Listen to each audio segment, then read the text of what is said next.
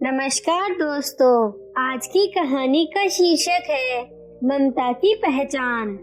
किसी देश में एक राजा राज्य करता था। उसकी कोई भी संतान न थी, जिस कारण वह बहुत दुखी रहा करता था। वह रात दिन इस बात के लिए बहुत चिंतित रहता था कि उसके घर में कोई भी बच्चा नहीं है। उस राजा की रानियां तो 7 थी, परंतु किसी को भी उससे संतान की प्राप्ति न हो पाई थी। संतान पाने के लिए उस राजा ने बहुत यज्ञ, दान, पुण्य आदि करवाए थे। अंत में आखिर उस राजा की संतान संबंधी इच्छा पूरी होने का समय भी आ गया। राजमहल के चारों ओर खुशियों की लहर फैली हुई थी।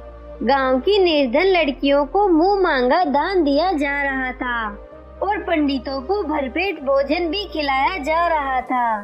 एक बच्चा राजा की सबसे छोटी रानी के गर्भ में था, परंतु शेष रानियां इस बात से उससे बहुत जलती थी, क्योंकि उन्हें पता था कि जब बच्चा पैदा हो जाएगा तो राजा इसी प्यारी रानी को पटरानी बना देगा। जब बच्चे के जन्म का समय निकट आया, तब राजा के कहने पर सबसे छोटी रानी के पास एक नगाड़ा रखवा दिया गया। जब भी बच्चा हो तो सबसे पहले राजा को पता चलना चाहिए, ताकि तुरंत संतान होने की खुशियां मनाने के लिए वह सभी को उपस्थित होने का आदेश दे सके। भगवान की कृपा से रानी ने एक पुत्र और एक पुत्री को जन्म दिया। जब रानी ने अपने बच्चे को देखने की इच्छा प्रकट की, तब एक बड़ी रानी ने उस छोटी रानी को दूसरे 2 मरे हुए बच्चे दिखा दिए। यह देखकर वह रानी एकदम अपने होश-हवास ही खो बैठी। जब राजा को इस बात का पता चला, तो उसने उस बड़ी रानी को लंबे वनवास में भेज देने के लिए कठोर आदेश दे दिया। उधर राजकुमार और राजकुमारी को 2 संदूकों में बंद करके बाहर फेंक दिया गया। वहां से उसी समय सौभाग्यवश एक संत महात्मा गुजर रहे थे। तभी उन्हें उन 2 बच्चों के रोने की आवाज अपने कानों में सुनाई पड़ी। उन्होंने तुरंत उसे उस बड़े संदूक से बाहर निकाला और उन्हें अपने घर ले गए। महात्मा जी इस घटना के बाद उन बच्चों का आप ही पालन पोषण करने लगे। यह बात किसी तरह रानियों के पास भी पहुंच गई कि छोटी रानी के दोनों बच्चे अभी मरे नहीं, बल्कि जीवित हैं और बहुत ही अच्छे ढंग से उनका किसी साधु के घर में उसके ही द्वारा अच्छी तरह से पालन पोषण हो रहा है। उन ईर्ष्यालु रानियों ने एक सेविका के हाथ 2 जहर के पेड़े भेजे और कहा कि जब कभी वह महात्मा जी अपने घर से बाहर जाए तो ये पेड़े उन दोनों बच्चों को दे दिए जाए। सेविका ने जहर के वे दोनों पेड़े उन बच्चों को खिला दिए। उन पेड़ों को खाते ही उन दोनों मासूम बच्चों की तुरंत मृत्यु हो गई। जब महात्मा जी बाहर का सारा काम निपटाकर अपने घर वापस आए, तो यह देखकर उनके हृदय को बहुत आघात पहुंचा। वे समझ गए कि उनके जाने के बाद पीछे उनका शत्रु अपनी घृणित चाल चल गया है। महात्मा जी ने उन दोनों बच्चों की समाधि अपने आंगन में ही बना दी। कुछ समय बाद राजकुमार की समाधि पर आम का एक पौधा और राजकुमारी की समाधि पर चंपा का एक पौधा उगाया। समय बीतता गया और वे पौधे भी बढ़ते चले गए। आम के पौधे पे मंजीरियां निकल आई और चंपा के पौधे पर भी सुंदर फूल खिल उठे। एक दिन एक कौवा चंपा का फूल तोड़ कर ले गया। वह कौवा जब राजा के महल की छत पर आया, तो वहां अपने बाल सुखा रही किसी स्त्री ने उसे ढेला मारकर वहां से उड़ा दिया। कौवे का फूल डर के मारे वहीं पर गिर पड़ा।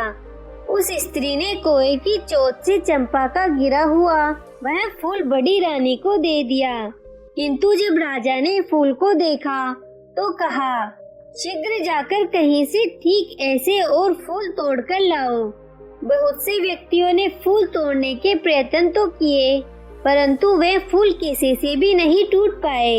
जो कोई व्यक्ति जो ही उसे तोड़ने की कोशिश करता था, त्यों ही वे फूल उस मनुष्य के कद से बहुत ऊंचे हो जाते थे।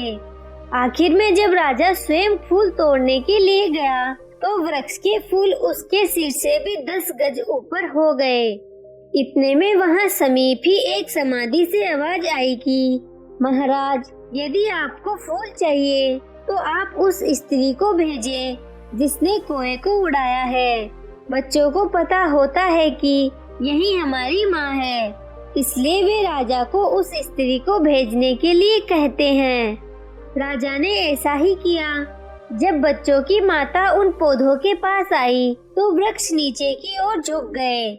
अब उस वृक्ष ने अपनी शाखाओं को बच्चों की माता के इर्द गिर्द लपेट लिया। माँ ने अपने बच्चों को अच्छी तरह से पहचान लिया और उसकी छाती से सहसा दूध की धाराएं बहने लगी। इतने में वे महात्मा जी भी वहां आ गए। उन्होंने राजा को सारी बात बता दी। जब राजा को पता चला कि रानियों ने उसे बहुत ही चतुराई से मूर्ख बनाया है तो उसने बहुत पश्चाताप किया। इसके बाद उस महात्मा ने दोनों समाधियों को खुदवाया और मंत्रों द्वारा उन दोनों भाई बहनों को जीवित करा दिया। वे दोनों दौड़कर अपनी माता की गोद में बैठ गए। राजा ने आदेश दिया कि बड़ी रानियों को हाथियों के पांव से बांधकर सारे शहर में घसीटा जाए। इसके बाद वह बड़ी धूमधाम से छोटी रानी को बहुत ही शानो शौकत से राजमहल ले आया। इस प्रकार वे सभी प्रसन्नता से अपना शेष जीवन व्यतीत करने लगे। आपको ये कहानी कैसी लगी? नीचे कमेंट करके जरूर बताइएगा। अगर आपको कहानी पसंद आई हो तो अपने दोस्तों के साथ जरूर शेयर करें और ऐसी ही प्यारी कहानियाँ सुनने के लिए हमारे YouTube चैनल को सब्सक्राइब करें। धन्यवाद।